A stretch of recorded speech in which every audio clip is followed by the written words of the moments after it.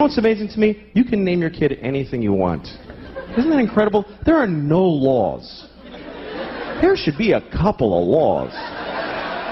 None. You can literally name your kid anything. You can name your kid a name with no vowels if you want, like Singleton.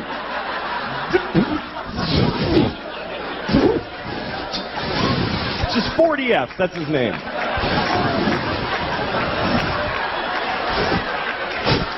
Go clean your room. I'd like to name my kid a whole phrase, you know, something like ladies and gentlemen. That would be a cool name for a kid. This is my son, ladies and gentlemen.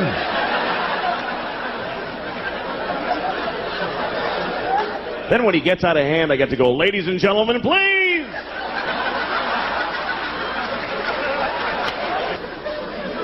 But you got to be careful what you name your kid. You do have to be careful because what happens is other kids in school are going to make fun of them. They're going to make fun of their name. And you don't have to give them a weird name because they can do it with any name. Kids are geniuses at that. Any name, they take it, they go Louis Screwy, Joey Blowy, Mike, your mother's a dyke, whatever. They find a way, these kids. Any name, what's your name? Eric, you fucking asshole. See, just like that. Lightning speed these kids got. What's your name? Joe, eat a bag of shit, cunt face. You see, just like that. My daughter is really something else, man. She runs the house. She runs the whole house. She decides everything. Like we were playing hide and seek the other day. We play hide and seek, and we play by her rules that she invented. And do you know why? Because she sucks at hide and seek. And so she covers it with this fucking ruse to level the playing field. And I gotta fucking pretend it's all that she's great. No, it's bullshit. Like, we're playing... Oh, fucking... I know she's a kid, but fucking listen. When it's my turn to hide, she tells me where to hide. She tells me where. She goes, hide in the closet, Papa, but you're gonna know where I... Hide in the closet! All right, fuck, I'll hide in the closet. Good, fine. Now I'm just standing in the closet like an asshole. She comes in, I found you. She's like shitty about it, like, I found you. And I'm like, wow. How did you figure out where you told me to fucking hide?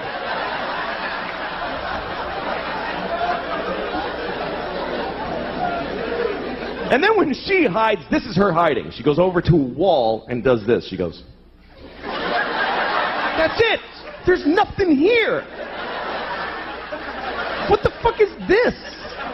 Like this is some ninja invisibility crouch. And I gotta act like an idiot. I can't just walk in and go, yeah, you're there. Because she'll cry and shit her pants, right? So I gotta walk around like an asshole. Where is she? I have no idea. Where could she be? I'm making eye contact. I don't see her. It's amazing to me.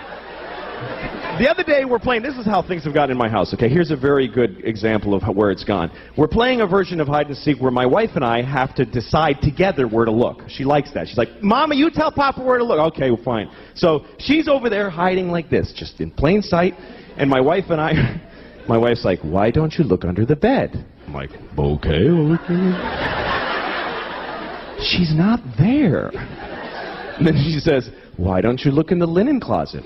Okay, so I open the closet, she goes, that's not the linen closet. We don't put that in there anymore. All right, fucking Jesus, all right, I'll look in.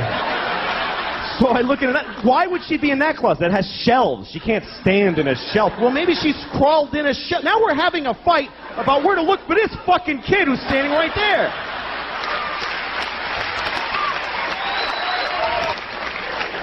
She totally runs the house. I remember Halloween last year. A couple of days before Halloween, my wife comes up to me and she's like, we have to get you a cat costume. No, we don't, actually. No, we do, because she thinks you're going to be a cat. I don't know. It's like she's a guy with a gun in the other room. That's what it's like. She's like, she thinks you're going to be a cat. I don't know how she got it in her head, but she's expecting to be a cat on Halloween. I was like, well, tell her to go fuck herself, because I'm not doing it. I'm not afraid of her. She's 2. I'll fucking fight her. I could take her. I could beat the shit out of thousands of 2-year-olds all day. Just walk around. They would never even gang up on me. They suck. I'm not afraid of her.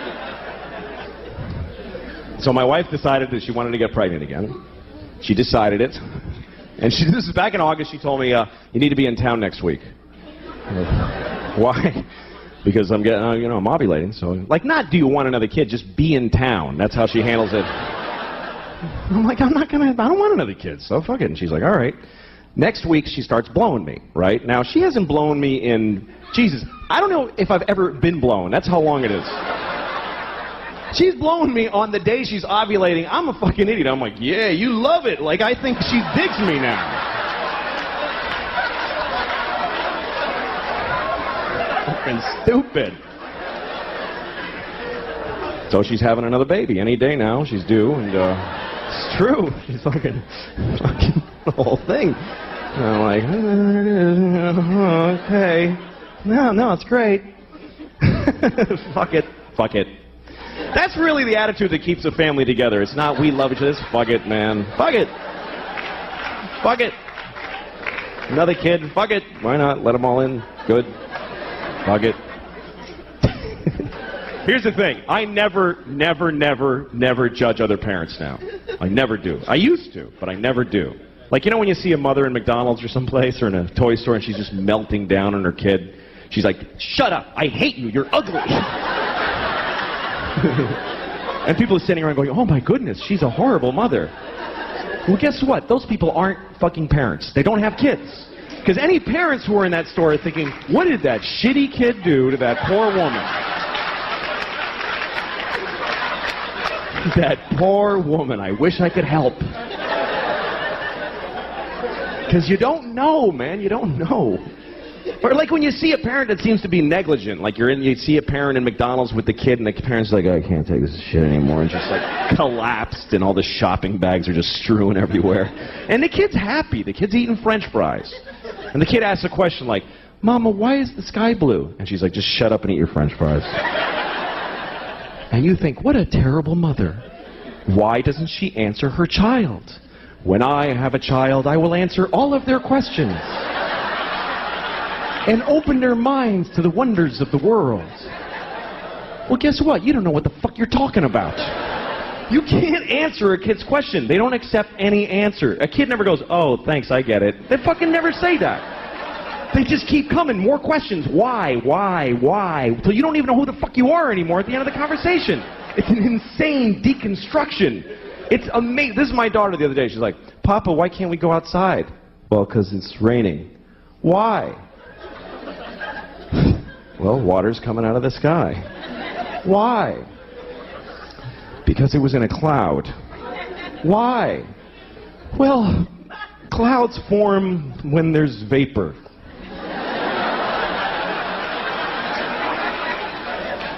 Why? I don't know. I don't know. I don't know any more things. Those are all the things I know.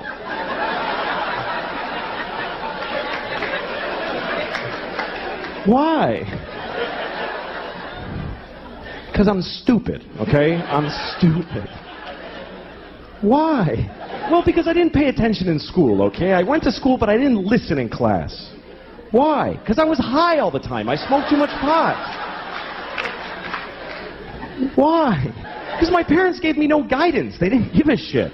Why? Because they fucked in a car and had me, and they resented me for taking their youth.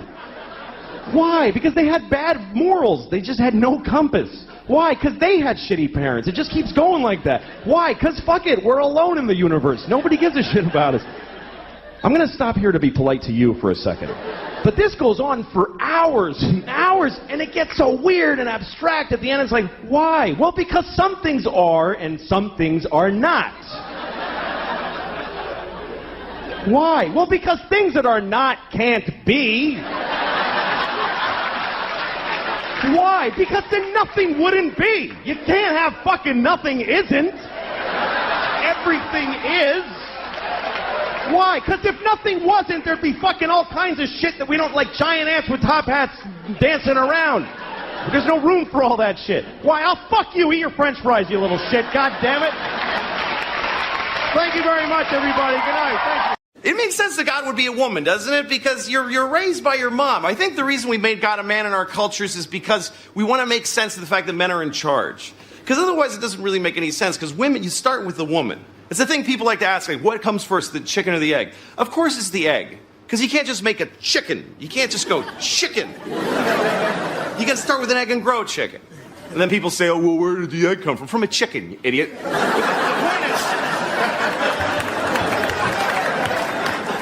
Women birthed us, women raised us, so why aren't they running things? I think I know why. I think it's because millions of years ago, women were in charge, and they were mean, they were horrible. They made us walk around naked, and they'd laugh at you, and they'd flick your penis when you walk by. They were awful.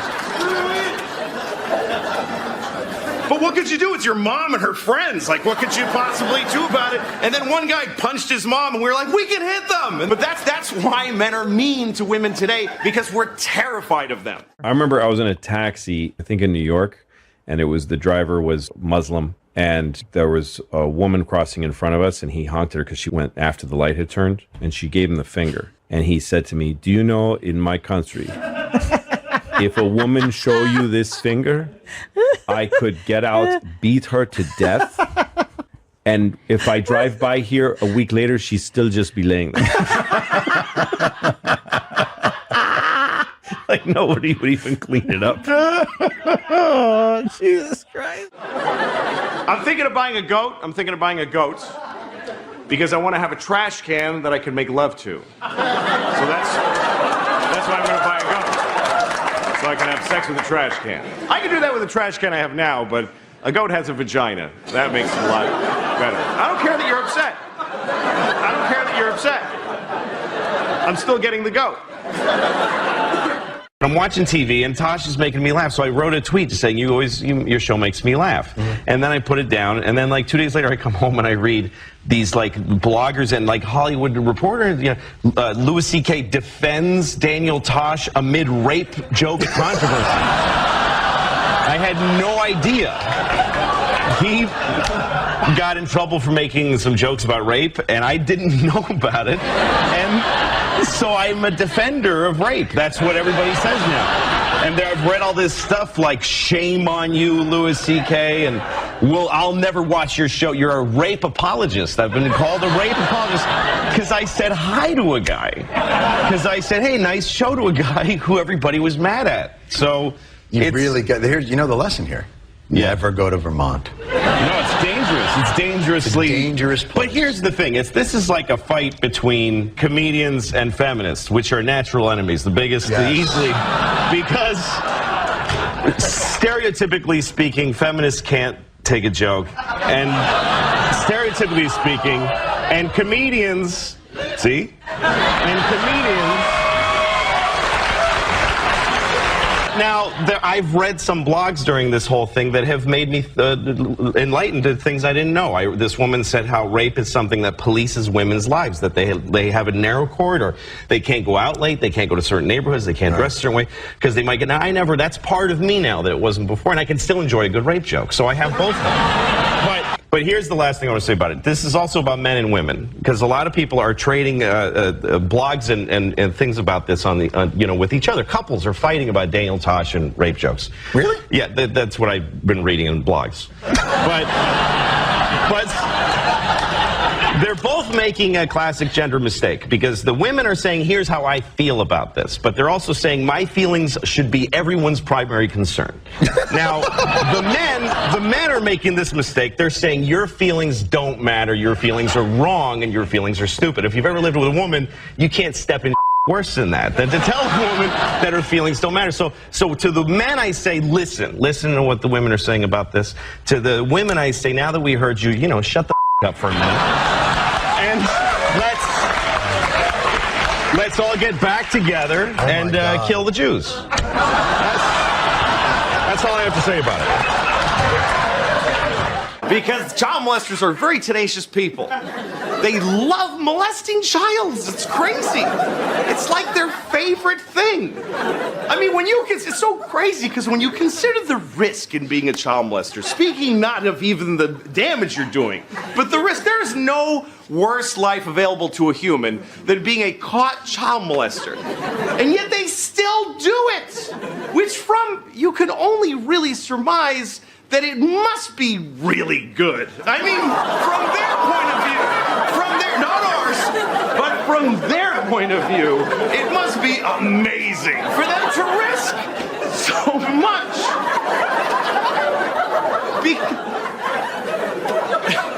How do you think I feel? It's my last show, probably. Because I love old ladies. I really do. I connect with old ladies because they don't care. They say whatever. The filter comes off around 72. 8-year-old boys and old ladies have the same sense of propriety. Because old ladies are on the way out. They're like a guy who just got fired and he's leaving the office with his box for the last time. You're fat, never liked you. They just say whatever. And old ladies talk to you in the middle of I'm walking through a supermarket, and there's always an old lady like, it's ridiculous. I'm like, I know, don't buy it. Like, I don't know her. I connect with old ladies. They're my favorite demographic of person. I wish that I desired them. Sexually. I really do wish that I could get a boner from an old lady, because I could find an old lady and spend the rest of her life with her. I was talking about being 40, and now I'm 41, and how when you go to the doctor, they don't try to fix anything anymore. I go to the doctor because my ankle hurt for 3 months, and the doctor just says, yeah, your ankle's worn out. That's all. Wear and tear. Just take lots of leave. Yeah, that's what he said. And I'm like, well, what if I was an athlete? And he says, well, you're not an athlete, so no. So we don't have to worry keep about those options off the table. And so I'm grousing about that and getting some laughs. And so a person in that studio, this was on the radio, on the phone, goes, really? Because I would think at 40 you would still be getting some solutions from the doctor. The hole. Yeah, isn't that weird that it was... The hole. The chick. I mean... They insist just all these... shuts, and all the laughter stops. Yeah. That's... I would think that at 40 the doctor would still come up with some options for you there. Thank you. Why did fun... And so there's a pause, and then I go... Yeah, he didn't is what I'm saying. Where I'm going with this is that he didn't. That's the engine of this piece of comedy. That's how it functions, is that it didn't. Get it, dummy? What are you helping by correcting the piece of comedy? You would think. The whole point of any piece of comedy is that you're inflating and exaggerating to a comedic effect. So it's the easiest thing to cut the legs out from under it. It's the easiest, stupidest, most worthless thing to do. I hope you gave her this speech. No, I didn't. I just said, I packed all of that into, he didn't is what I'm saying. Right. And I just sat there so mad, and then the rest of the interview, I'm just like, yeah, and just answering questions, yes or no, and I just want to get off the phone. Well, she doesn't understand because, again, we've said before that when certain holes just leak brains and humor out of them. And that's why when they're on a radio show, they just get up and their seat has funny on it, but the mic has none in it. No, it's like the fun of the show is a balloon, and she literally put a vagina on the side of the balloon and let the fun out. They insist on having the women part of these morning shows. And then there was that was somewhere in Pennsylvania. I don't remember where. And then there was a show in Albany, and it's a show I really like doing. But we're talking about my kids, and I go, yeah, I've got 2 kids, and I'm divorced now, so I have my kids with me by myself all the time because we share custody, and it's hard. I have to have like I had to take a dump the other day, and I had to do it. Can I say that? They're not going to. Oh yeah. I had to do it with the door open because I got 2 kids to watch. Nobody else is home, so I can't unless I'm going to gather them into the bathroom to watch Daddy take a poop. I've got to have the door open while I'm watching the kids. Right. And she goes, same person, basically, just keeps moving other cities within the same morning somehow. Same genitals, same different day. show. Yeah. She goes. Really? Because your daughter's 7, I would think that she could take care of herself while you're doing that. Oh, my God, that's not the point, Oh, you my idiot. God. That's not the point. And I was like, well, yeah. And then I went the other way with that one. I'm like, okay, that's how you want to do your show? Yeah. It's like, yeah, no, I guess that's true. I guess she could have. You're right. Just just clotheslined your jokes. Why would the Jews go into the bar? If they owned it, wouldn't they have been there already going over the books and the deliveries? Yes. Yeah, a guy who goes into a bar with a duck on his head, and the bartender says, "What do you want?" or something, and it's always the duck says something. Really, because I didn't think that ducks had the power of speech. Yes. And why wouldn't the bartender comment on the duck as opposed to just speaking? Really, because usually when I go to a bar, they don't even talk to me. They just seem real busy. They're an easier way to keep them from jumping on the bed. Yeah. Wouldn't a duck fall off? They are horrendous when it comes to radio shows. God. They're like Andy Rooney with breasts. There's No, but way here's to the thing them. is that I know many funny women, and I don't think it's a female trait. No. But no man has or will ever do that. No. In the history of my life. You kind of know what's going on, and Because only a hole would be that dumb. But as a sex, I don't believe that it's a trait. On I just radio- there's an improv, which is a boring art, but there's art to it, which is it's called yes and. That's the rule of improv. It means that if somebody posits a idea, you don't say nah, because you've just destroyed the whole show. You say yes and you add something. You accept their premise and you add to it, and you keep building that way. You don't just go no. Although I did improv once, and I just because it made me look good and made them all look bad, I was the no guy, and I shut down every scene that started.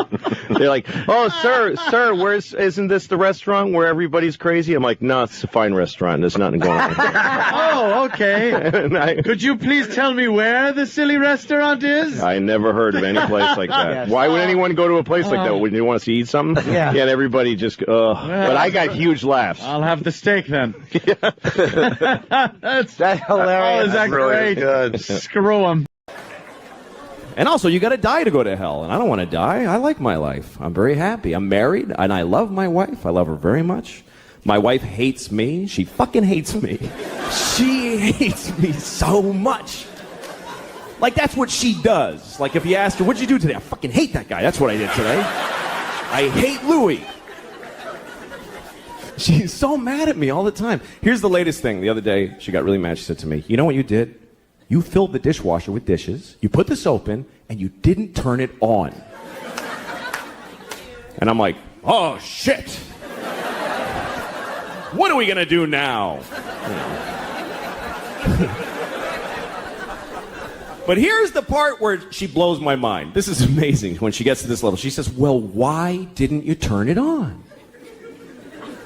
Like I have a reason for not turning it on. And I'm like, can't I just be stupid? Can't it just be that I'm a fucking idiot? That I filled the dishwasher and then I went, "Duh," and I walked away? I can live with that. I'm cool with that. But she says, "No, why'd you do it?" Which means I decided not to do it. Do you know how much more of an asshole that makes me? That means I filled the dishwasher and then I went, "You know what? Fuck her, I ain't turning it on." She can suck my dick if she thinks I'm pressing that on button. I'll fill it, but I don't fucking press on, not in my own house. Why would I do that? That would be crazy. The thing that she's usually mad about is simple. She says that I don't listen to her when she's talking. And I don't. But it's not because I don't love her, blah, blah, blah. It's because I try to listen. I really do. When she talks, I just stare at her face. I'm like, come on, bring the story. But somehow I'm like, what the I can't do it. I tried. Because every story gets divided into 50 stories that all branch out into these crazy, and I'm like, holy shit. I've got ADD. I can't do it. I'm like, fucking please. But I try every time I try because I love this retarded woman. So I try really hard to listen to her stories. Other people don't even try. We go to parties, she starts talking, people just walk away like, fuck this, that lady's crazy. Who would waste time listening to that crap? Me. She can't help it. I really feel bad for her because the thing is that every word of the story gets her so excited that she wants to fucking run with it and She can't fucking just break through and get to the end, or even the beginning. This is my wife telling a story. She's like, guess what happened to my mom today? You remember I told you my mom how when she was in college, not when she went to Michigan, when she transferred. Remember because that guy got weird and she had to leave because he was, not the Iranian guy, that was a different story. That guy, I think he was Persian. I heard that Persia actually split. What the fuck are you talking about? Jesus Christ! Pick a thing! Have some consideration for the fucking listener. I don't do that. Here's me telling a story. I bought a tomato and I ate it and it was good. That's a story anyone can follow. It's about a tomato the whole time.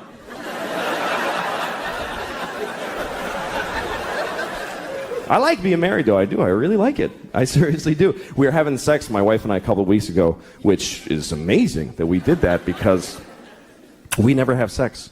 Never. Because we have a baby, and our baby's a fucking asshole and won't let us have sex. No, fuck, that kid's a jerk, man. Seriously. Every time she's got some urgent shit in her room. Papa, come in here. In a minute. Now! Okay, I go in there. What's up? I need a pair of pants to put on my pony. Wow, holy shit. I'm trying to fuck your mom in there. Would you give me a break? Can a guy fuck your mom for a minute?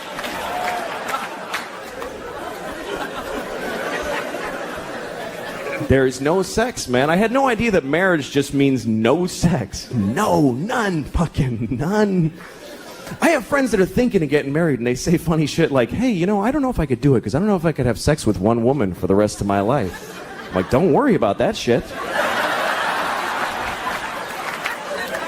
You're gonna have sex with 0 women for the rest of your life. That's a lot less than one woman. Who the fuck do you think you are? Where'd you get that fantasy? I'd love to have sex with one woman for the rest of my life. Any one woman. Big, fat, dead lady with a beard, I'd fuck her every day. I'd be proud to have her.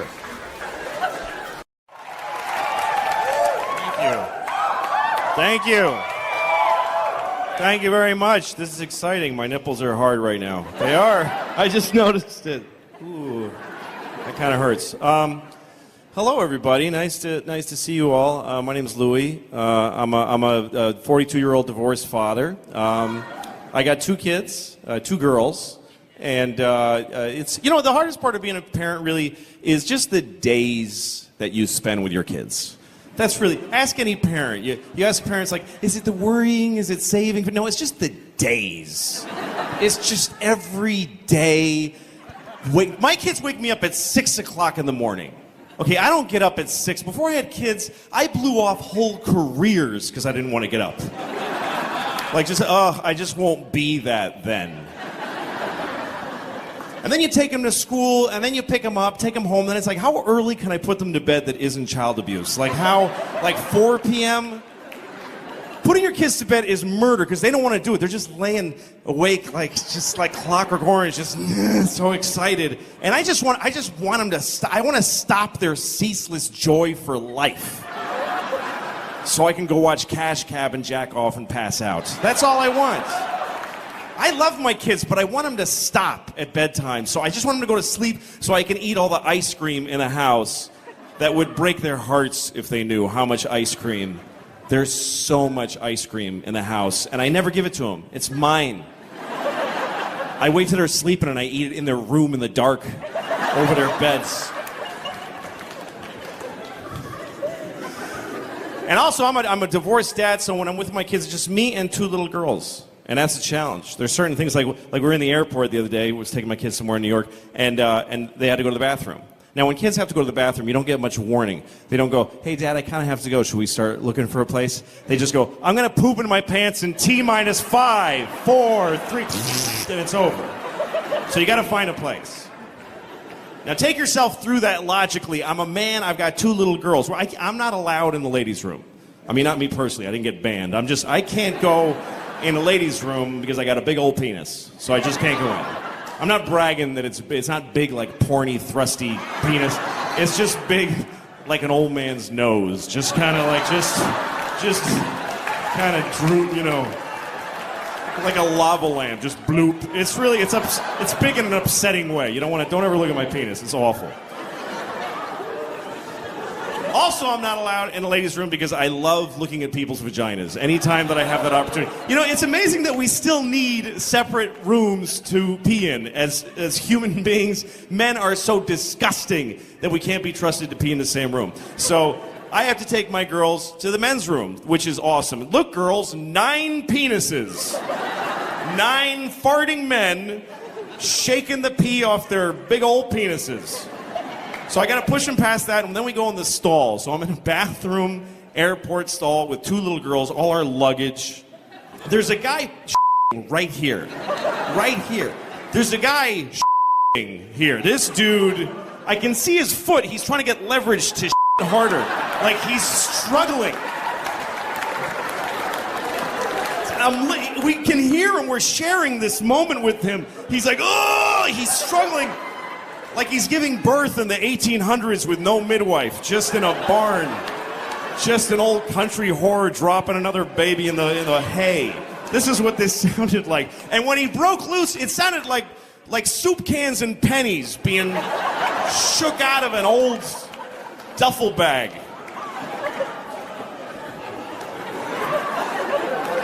And he's this close to my beautiful daughter's little tiny face, who, by the way, is your brains out. This kid is no princess. She is cracking pipes. So she goes, then the other one, then it's my turn. I'm peeing. I'm trying not to fart in her faces. It's a challenge. That's what I'm trying to say. It ain't easy. But I love my girls. I'm trying to stay in shape. No, I'm not. I have a doctor who told me that I eat too fast. He said you should eat slowly. Because what happens is when you eat, there's a signal that goes from your stomach to your brain that says you're full. But it takes that signal 20 minutes to travel from your stomach. First of all, what a douchebag my body is. That it takes 20... What's taking 20 minutes? If I stub my toe, I know it instantly. And that's twice the distance. What's taking this signal 20 minutes? It's like... Hey, Tit, what's up? What are you doing over here? My Tit's like, dude, get up there. We're getting fat. Hurry up. Ooh, excuse me. You know, hey, asshole, what are you doing? All right, I've disgusted you enough. Thank you very much. Thank you. Thank you, man. Thank you. Thanks for being here on the 100th show. Really. You're one of my favorites, too. I mean, of all time. I think you're one of the greats of all time. I'm serious, man.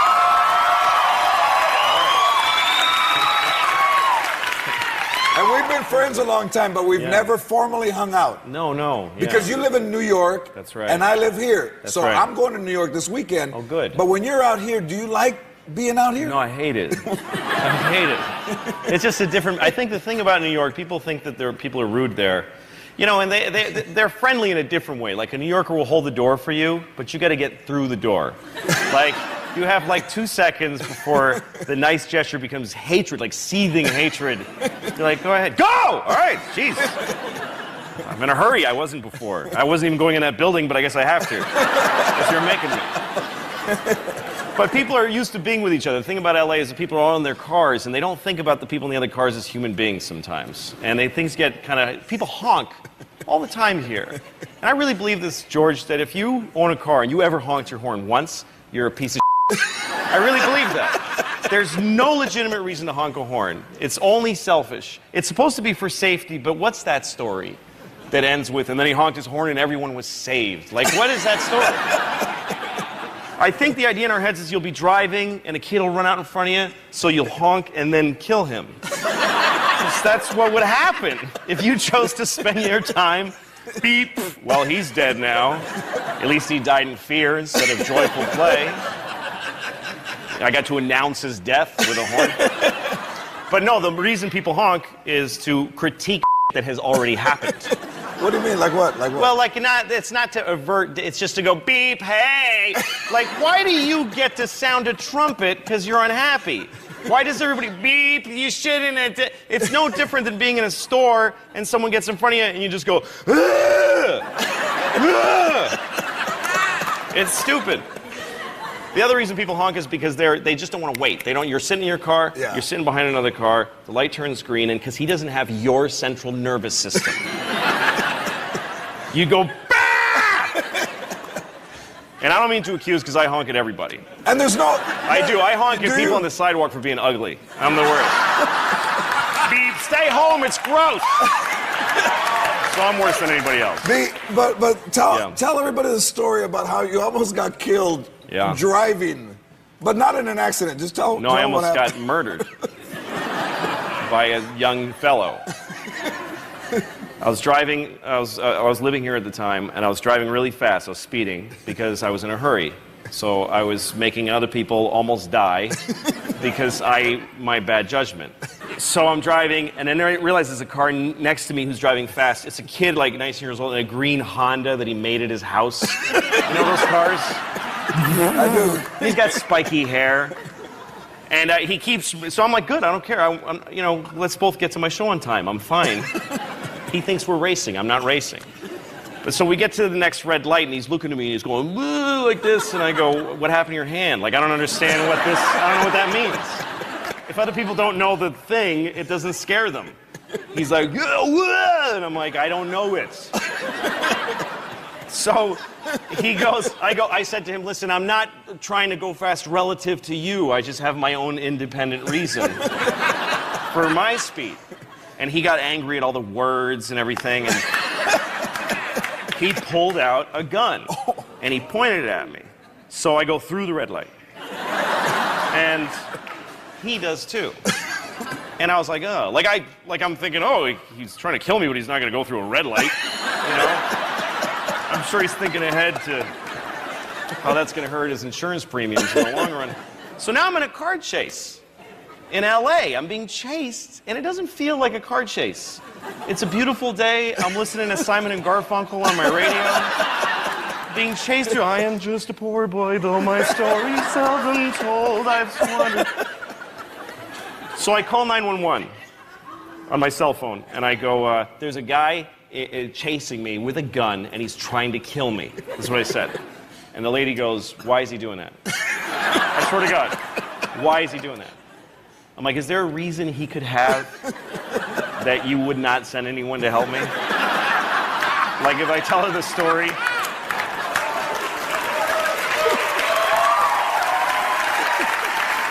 Like, I'm going to tell her the story, and she's going to go, it sounds like you made a mess for yourself. We're not going to get involved.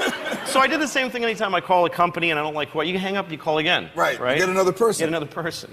So I get another guy. He goes, 911, what's your emergency? And I tell him, and helicopters show up right away. I guess I just sound white enough to call in an airstrike. I'm nervous. You are fantastic. Hey, if you ever seen Louis C.K. live, you have to see him live. Until then, watch Louis C.K.'s sitcom Louis, premiering June 29th at 11 o'clock on FX. My favorite comedian. Here's another one. Another thing I believe they deep down again is that gay people should stop doing that. Because, and not for any moral or societal reason, I don't give a shit. I have gay friends. That's love. You should respect what they want to do with their lives. But they're doing it wrong. It's not supposed to be two vaginas smushed together. It doesn't make any sense. It's like two buckets and you hold the openings against each other. There's nothing being accomplished. You need to put a thing in a thing, otherwise what are you doing? I mean, gay guys, I get it, because they're putting a dick in a place. In an ass of a man, which, by the way, what better place to put a dick than a man's ass? It's perfect. It's even a vagina is awkward. You have to go up and in, and you have to kind of, or she has to splay herself, and you have to go like this. It just looks weird, even. But a guy, you just walk up to him, and your dick's in his ass. That's it. You just walk up behind him. It's that simple. Just, I'm gay. That's it. You just walk up, you're gay. And then somebody goes into you. That's how we were packed originally, to save space.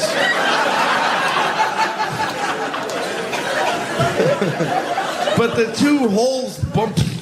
What the hell are you doing? It's wrong. Not morally, just geometrically.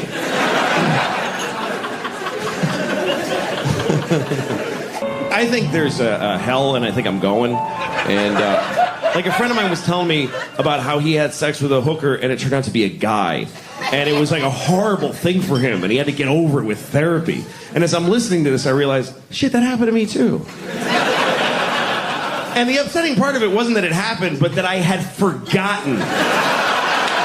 This wasn't like a landmark in my life like it was for him. I was like, oh yeah, no shit, I f***ed a guy once back in Montreal. I forgot about that.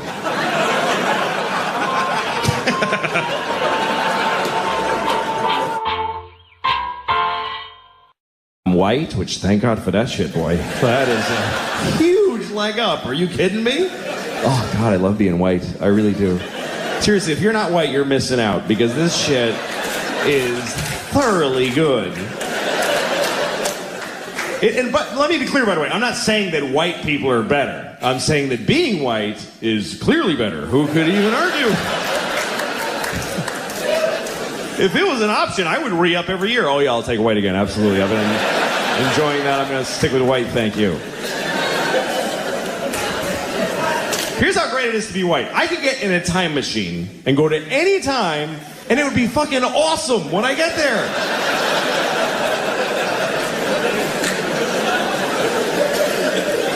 That is exclusively a white privilege. Black people can't fuck with time machines. A black guy in a time machine is like, hey, anything before 1980? No, thank you, I don't want to go. But I can go to any time. The year 2? I don't even know what's happening then. But I know when I get there, welcome, we have a table right here for you, sir. Oh, thank you. Oh, it's lovely here in the year 2. I can go to any time. In the past, I don't want to go to the future and find out what happens to white people, because we're going to pay hard for this shit. You got to know that. We're not going to just fall from number 1 to 2. They're going to hold us down and fuck us in the ass forever. And we totally deserve it. But for now, whee!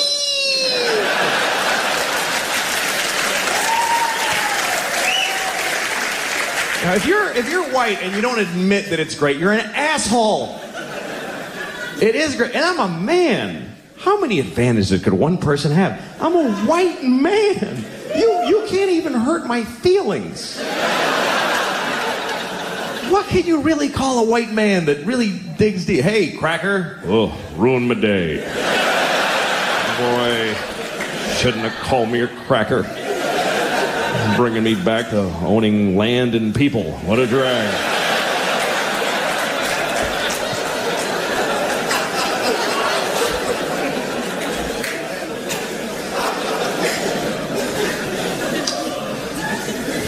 I am married, though. That takes me down a few pegs. The other night, my wife sent me to Walgreens to get toilet paper because we were out of toilet paper because I had thrown it all in the garbage so I could get out of the house.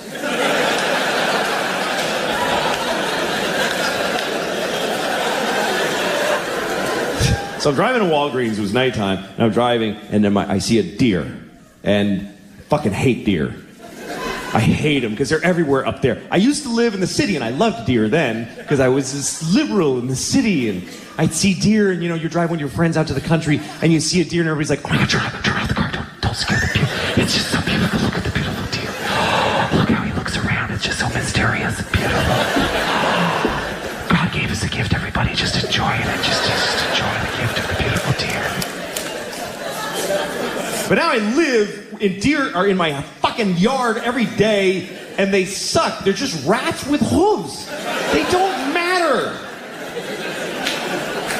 They have ticks that give you Lyme disease, and they shit everywhere, and they make a noise. Did you know that? They go, oh, they're assholes. They're shit animals. I go out every morning and throw rocks at them, and I try really hard to hit them on the head with rocks. And they don't care. They're like, they don't care. I don't have a gun, but if I did, I would shoot a baby deer in the mouth and feel nothing. I wouldn't feel anything. I just go, oh, look, he's dead. That's interesting. I guess that's what happens when you shoot him in the fucking mouth. I go out of my way to kill a deer. I would happily blow 20 guys in an alley with bleedy dicks so I could get AIDS and then fuck a deer and kill it with my AIDS. I would do that in a second. I mean it. I mean it.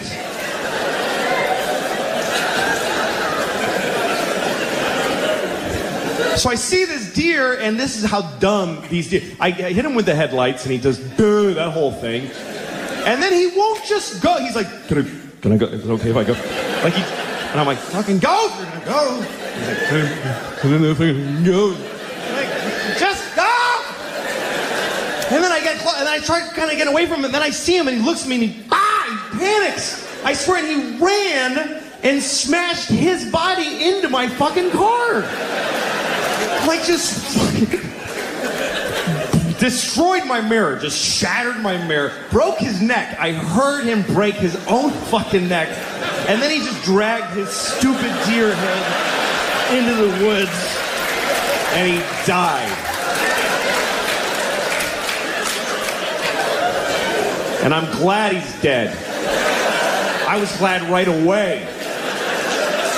I got out of my car, I did, and I yelled into the woods, I'm glad you're dead, you fucking idiot! I hope your dear wife finds you dead and dies of a broken heart. Hope your dear baby starved to death. You broke my mirror, you faggot, cunt, nigger deer.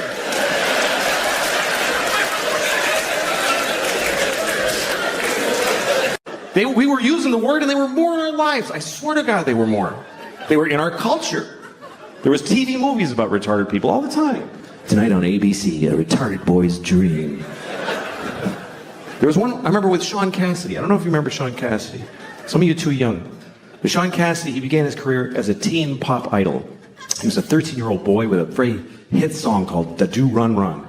And he had feathered blonde hair and juicy lips. And he was on the cover of Teen Beat magazine. And everybody liked Sean Cassidy because he was sexy. He's a sexy boy. I thought he was sexy. I thought he was really sexy. I was 6 years old. But I already had inappropriate sex feelings for teenage boys when I was 6. I was an old soul. I was a pedophile when I was 6. I used to go up to teenage boys when I was 6, like, hey, how's it going? That kid's weird, he's got a boner. Anyway. Not anymore, I outgrew it, but no. I'm not sexually attracted to teenage boys. I'm not. But I don't not get it. I mean, I get it. I'm not like, what? Like, you can see it. Like, I was at an airport once, and I'm walking along where people walk in the airport, and there's these chairs facing the aisle, and there's this family sitting there, a mom and a dad and 2 teenage boys, and they're like just both sitting with their phones with their legs. They're wearing like these shorts. One had cut-off shorts, and one had basketball shorts. And they both just had their legs open because they don't give a fuck. Both legs just splayed, and then just smooth, you know, just very. And I saw it. Didn't do anything to me. But I kind of wanted to stop and go, hey, fellas, let's close that shit up, huh? You're not getting me, but I know you're causing a problem for somebody in this airport. Let's close it up. I did not say that. Otherwise, I wouldn't be here. Anyway, let's return to the comfortable subject of retarded people, shall we? So Sean Cassidy. Sean Cassidy was a teen singer who then grew up. He was about 18. Now he was, old and gross. Nobody wanted to fuck him. So he started to act. And he had a movie on TV called Normal People, where he played a retarded man who wants to live a normal life. It was very inspiring, actually. And at one point, he didn't do like a big retarded character. He wore thick glasses. He talked like Elmer Fudd. That was the whole thing. So he goes up to the guy who runs the group home he lives in, and he says, I want to get a job. And the guys who runs it is like, Republican conservative. So he's like, you can't get a job. You're retarded. But then there's a liberal lady who works there, and she says, of course he can get a job. He's as good as anyone. So they let him get a job as an air traffic controller or whatever was available. And then he meets a woman who's also retarded who lives at the group home. He falls in love with her. It's a very nice love story. And he says, we want to get married. And the guy says, she says, but they're in love. So they get married. And then one day he says, we want to have a baby. And the liberal lady says, no fucking way. And they just shut them down right there. And that's the end of the movie. I swear to God, that's just how it ends. And the point of the movie is just, hey, there's a limit. Like, that's, I guess, what the point of it was. And that's pretty intense. But hey, retarded people were on television. We were talking about it. We were dealing with it. And they said the word retarded about 50,000 times in the movie. Now we don't say the word, and I don't see them anywhere. I guess that's my problem with it. And also, the word is not basically a bad word. It's a medical term. But it became a bad word because it's used as an insult, really. Not towards retarded people. Nobody does that. Nobody calls retarded people retarded to insult them. What would be the point of that?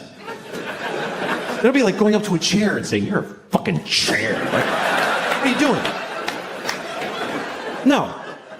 People use it on their friends. Like, you're at a bar, your friend's like, I don't have any more money for beer. And you're like, you're fucking retarded. Do you know that? And in that moment, no one retarded is insulted. They're not. Do you know why? Because they're not there. Because we don't include them in our lives. They're not at the bar. How many of you have a retarded drinking buddy that you hang out with? No, you take them to the zoo when they're little and then fuck them.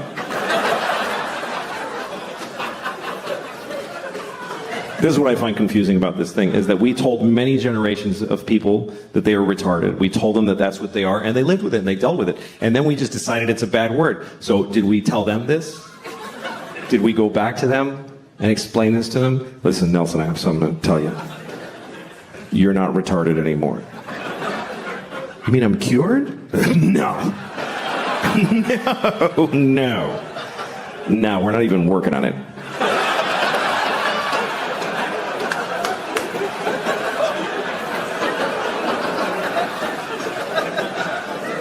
In the Jesus, like, okay, here's one.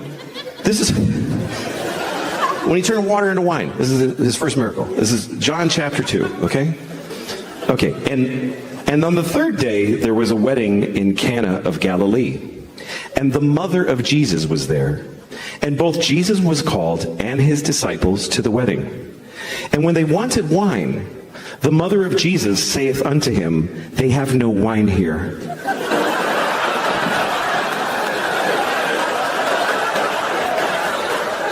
And Jesus saith unto her, woman, what have I to do with thee? Just life. Mary was a fucking alcoholic. He took her to a wedding and there's no fucking wine, Jesus. What am I supposed to do here without wine? And he's like, Mom! Don't!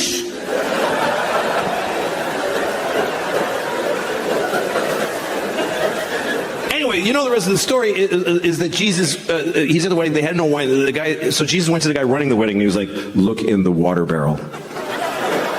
Like that, like a close-up magician. Why don't you take a look? Maybe it's not the Red Queen. Go ahead, flip that card over. What do you think? Told him to look in the water barrel, and he looked, and it was wine. He had turned all their water into wine. Everybody rejoiced. Except the guy running the wedding was probably like, we did need some water. It's actually a bigger problem. I have a feeling a lot of his miracles were met with mixed. Like, oh, thanks. That's great, Jesus. Fuck. Like Lazarus. Lazarus had been dead for 4 days. And Jesus comes to town and he says, Lazarus, rise. And Lazarus comes out of the tomb like... And Lazarus' wife is like, are you fucking kidding me right now?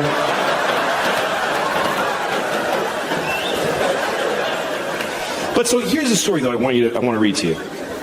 This story, I've never seen it in a Jesus movie. This story is not in any movies about Jesus. And it's not, I never, until I sat and read this, I never heard this story. Because it's weird. Look, I think Trump is more from my world than he is from politics. You know, he's one of us. He's a showbiz guy. He's an entertainer. He's an entertainer. So I feel like we're responsible for him. Yeah, but you know what I hear? I hear this making his way into your routine. No, I don't think so. I think I think I said everything I need to say about Donald Trump. Jesus Christ.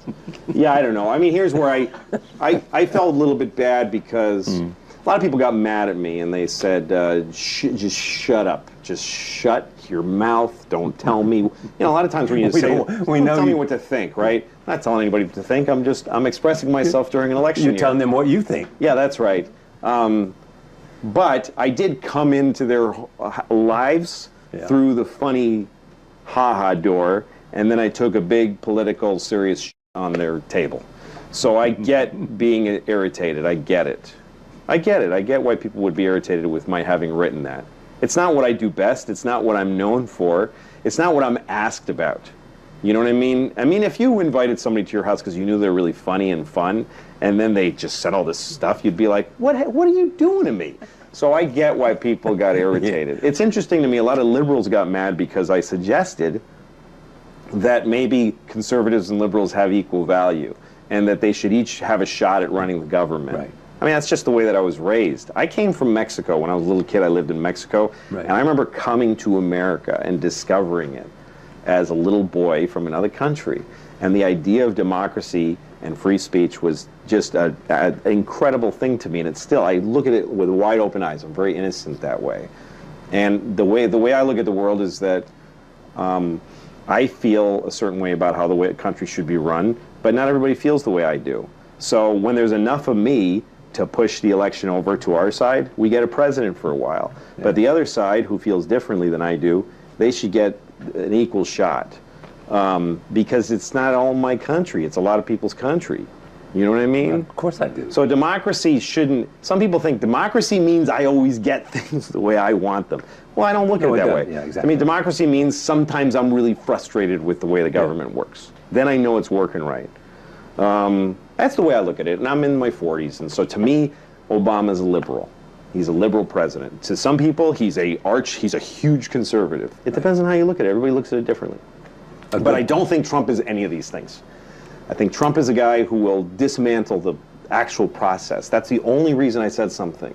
I'm not known for making political statements. I've never done this before. I have no track record of running my mouth politically. Will you do it again? No, I probably won't.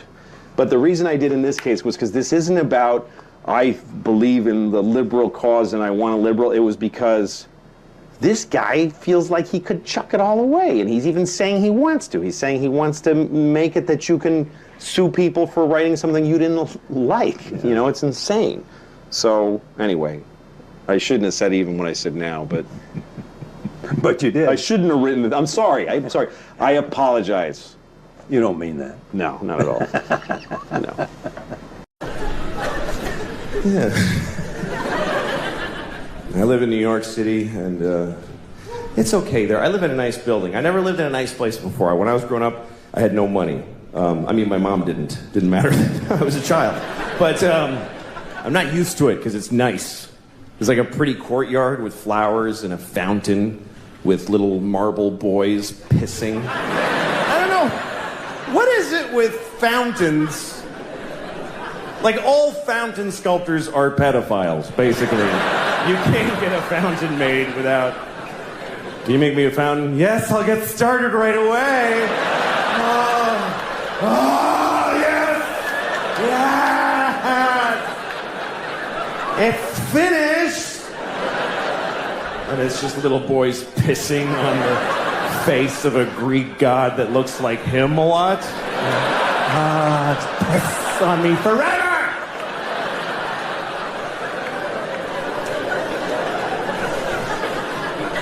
Anyway, there's one of those in the courtyard of my building. And my first week in the building about a year ago, I went down to the courtyard for the first time. And I didn't look too good, you know? It was a Sunday morning. That's my least presentable hour. There's a lot of, just stains, just like, food and me and whatever. And so I'm sitting there. So, shut up. Oh. Anyway, so there I was. I'm sitting on the stone bench of this courtyard and feeling a little out of place. There's these fancy doormen and stuff. And then there's this guy looking at me. I notice he's looking at me from across the courtyard. And he's all spiffy looking. He's got brown shoes and he's looking at me like, I could tell he was thinking I don't live in the building. He thinks I just wandered in off the streets and sat in the courtyard. I could tell he's thinking of coming over and dealing with me on his own. And I'm sitting there thinking like, oh, please do that. Yes, please, come on. And I'm trying to look even more gross. And I'm like pulling up my shirt. And then I see him go, oh, no, that's not going to do at all. And he comes over to me. And I'm like, I'm so excited to have this thing. The confrontation where I'm not wrong at all. And he thinks I am. So he comes over, says, excuse me, do you live in this building? And I said, no. Because why not start there? I said, no. He goes, well, then what are you doing here? And I said, I just need to rest. I'm having a hard time.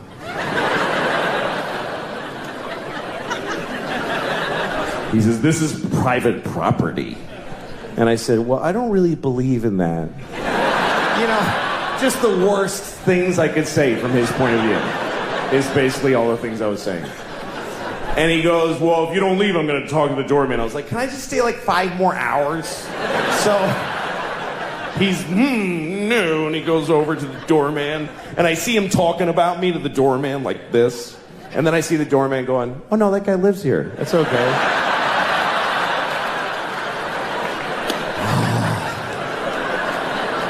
And the look on his face, it was just so, it was this beautiful cocktail of anger and confusion. It's like I had invented a new way to hurt somebody's feelings. That's how excited I was.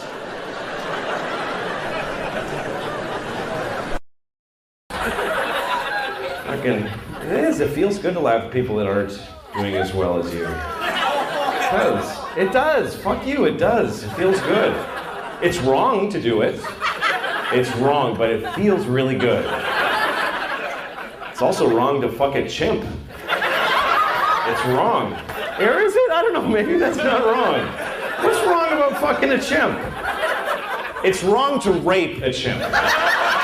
That's wrong. It's wrong to rape a chimp. But it's not wrong to fuck a chimp. Have you said that it's wrong to fuck a chimp? A chimp's gonna go, hey man, fuck you, I wanna get laid. I think it's wrong to fuck me. Shut up, man. It's fine to fuck a chimp. It's perfectly alright. How do you know if you're raping a chimp, though? How do you know? He could be like looking like he's having a good time. It's a he. For me, it's a he. For some reason, I'm not raping or fucking a girl chimp. I'm fucking a guy chimp every time.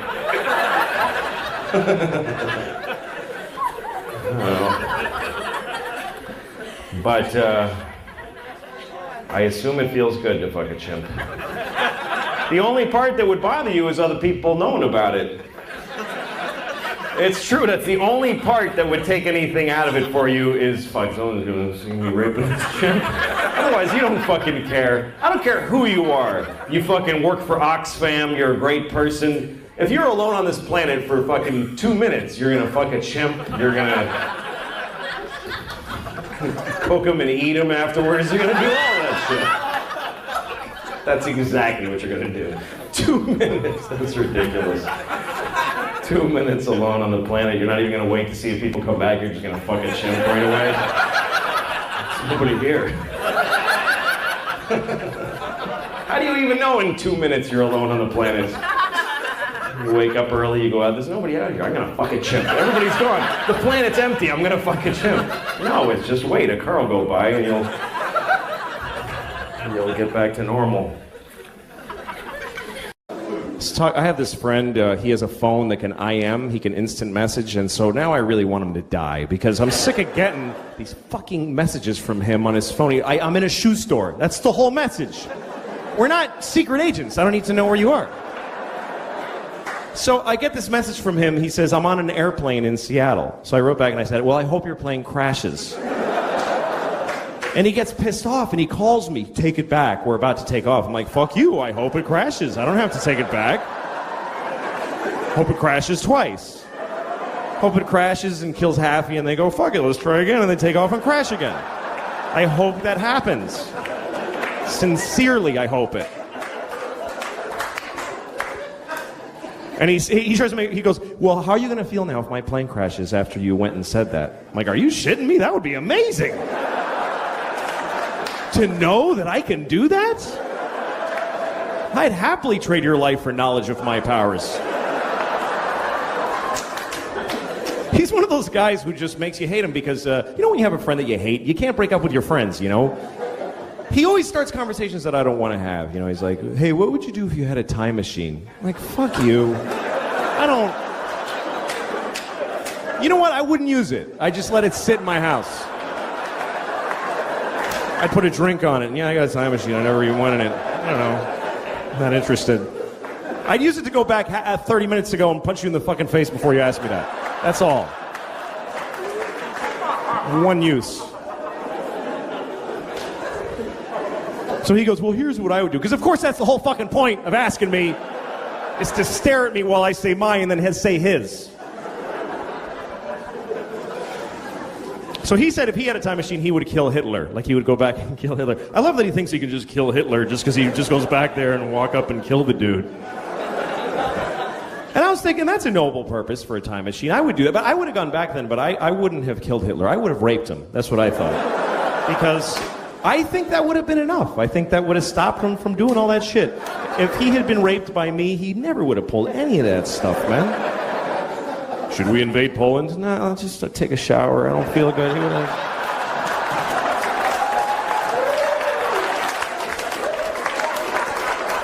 low self-esteem and, you know. I'm not condoning rape, obviously. You should never rape anyone. Unless you have a reason, like you want to fuck somebody and they won't let you, in which case, what other option do you have? How else are you supposed to have an orgasm in their body if you don't rape them? I mean, what the fuck?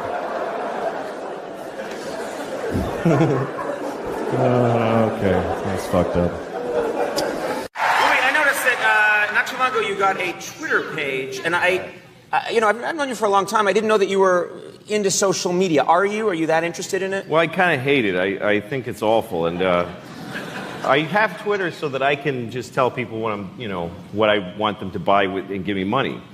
I don't care. People get mad at me because I don't follow anybody. I zero people that I follow, and people are like, "You're an arrogant prick." Like I get really angry. People get mad at you for that. How dare you not follow? But why do they care? It doesn't. It's like a piece of cake going, "Come on, man. What? I'm right here. Why aren't you eating me?" Like, why do they give a shit? I'm sorry I'm on television, but I think it's bad. I think that you shouldn't just do everything that's available to do isn't a good idea.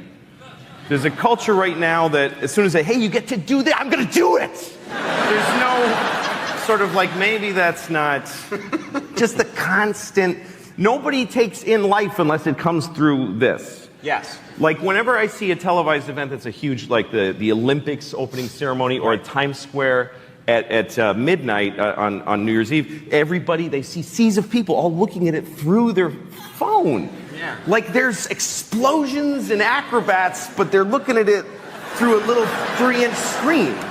Like I think if Jesus comes back and starts telling everyone everything, everybody's just going to be Twittering, and they won't be like, I am Christ and I have returned. Oh my God, Jesus is right in front of me right now. I swear to God. But this is, I'm now going to impart to you, I have a twit pic of Jesus. Oh my God, he's trending. Jesus is trending right now. Okay. You don't have any idea what Can you just look at me for a second? You know, I drove with a suspended license, so I got arrested. And the judge was like, you know, your record is reprehensible. You show no remorse. You do nothing but repeat your offenses, and I'm going to go the limit with this. Then the next guy's like, this guy threw a rock through a window, literally, and set a fire, and then passed out in the street. And he goes, are you in a program, young man? He goes, yes, sir, I am. Okay, good for you. Good luck. I wish you all the luck in the world. All the world. All of the luck in the world. In the world. I want everyone else to have bad luck so that you can have good luck, you stupid drunk from Mansfield, Massachusetts. Just. Joe had a little run-in years ago. Years ago, Joe wasn't able to get a license, registration, insurance, anything. He was like in that realm of your life when you go through that. That's me right now. So at the time, especially, the Reggies were a lot different on the windshield. It was just the sticker. So he drew one. He looked at one, got some colored construction paper, and drew the lines with a ruler. It used to just be like a grid with some holes that they punched in it on the date, almost like your inspection sticker still looks here in New York. And he drew it up, taped it to the windshield, and unless you were right on top of it, it looked perfect. Wow. Couldn't even tell. So his car breaks down on the parkway, and he's underneath the car, and a cop comes up and starts talking. So Joe's like, let me get my stuff out of the car. So he goes to go into the car, and the cop's kind of still looking at his tire, I think, had bent or something like that. So Joe just scrapes the crap right off the windshield. So the cop couldn't see it. And he goes, where's your registration? Everything. He goes, oh, no, I don't have one. And he wrote him up for everything. Joe goes to court and just says, I wasn't driving because my car was broken down on the side of the parkway. Right. And it didn't matter how it got there or anything, because you could say I was trailering it, I was towing it. Yep. It was anything. So he got away without anything. That's amazing. And there he was driving with this forged government documents. And I got arrested once at the Holland Tunnel because this is how bad I was. My license was revoked. Not suspended, but revoked. That's bad. And I had, crazy amounts of warrants, open warrants. And the car I was driving had the plates from a different car. Oh, that's never good. The cops don't like that. No, and the plates were bad anyway. So, I mean, in other words, the car that they came from had expired. The plates were expired and from another car. But for anyone that doubted Louis was Mexican. And I was coming through the Holland Tunnel, and I had no money. That's where it all started. That I pulled up, I came up to, I was one of those things where I pulled up to the toll booth and said, hi, I have no money. What do you do? How do we do this? And the guy said, just give me your license and I'll fill out a thing. And I go, it's not on me. And he goes, give me your registration. I go, I don't have that either.